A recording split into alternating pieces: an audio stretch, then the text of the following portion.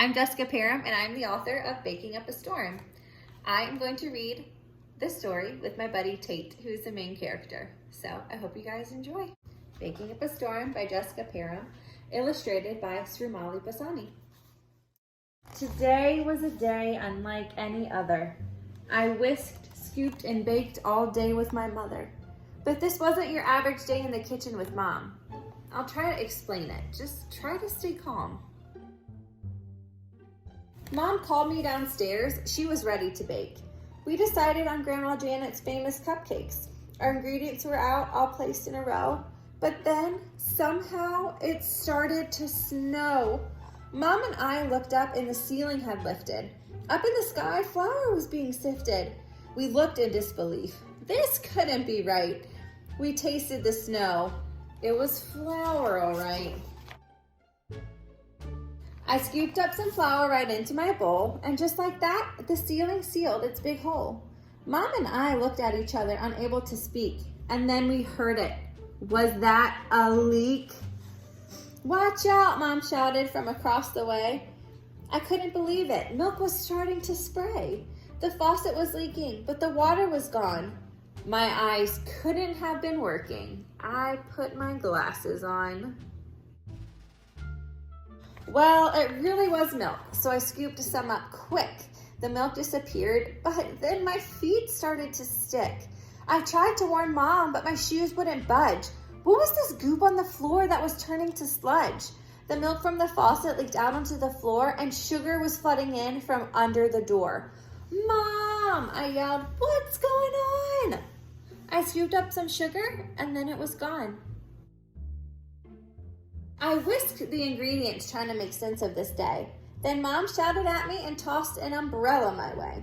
The hole in the ceiling had appeared once more, and eggs rained down, cracking onto the floor. I knew what to do to make them disappear. 2 fell in the bowl, and I started to cheer. There was no time to waste. Goop seeped through the walls, and butter started running all down our halls. Thinking quickly, I grabbed my bowl and a cup. I bent down and scooped some butter up. The butter river stopped and the halls now ran dry, but then crystals started whizzing right by. I scooped the crystals right into my hand. They felt a little like the texture of sand. Salt, I exclaimed, and I sprinkled some in. The crystals stopped right away, but then a smell so delightful tingled my nose. It's a smell every good baker knows. I knew right away it was vanilla I smelled, and in my goldfish's tank is where it was held. I scooped up a tablespoon or 2, and just like that, his water went back to blue. I had one ingredient left, baking powder, and that's when I heard my dad yelling from the shower. He came downstairs all covered in white. I tried not to laugh, but he was quite a sight.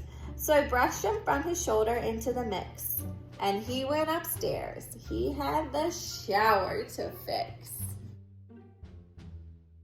I added some sprinkles to give it some flair. I mixed and I mixed, not having a care. This day was bonkers, bizarre, and just crazy. My mind was spinning wildly, and I was feeling hazy. The cupcakes were dolloped and put in the oven to bake, while Mom and I sat down to take a much-needed break. When the baking was done, we each took a bite, and our taste buds started to dance with delight. I'm still not too sure what happened in the kitchen today, but Mom says Grandma Janet always loved to play. I think she sprinkled in some magic when she wrote her recipe down, because these were the best cupcakes in town. In the back of my book, I have a couple recipes. My favorite chocolate chip cookies and some dairy-free coconut vanilla chocolate chip ice cream. I hope you guys enjoyed Baking Up a Storm. Me and Tate love to read this story. So you guys, I hope you can check out some limb difference awareness organizations the month of April, and just have the best day. Bye.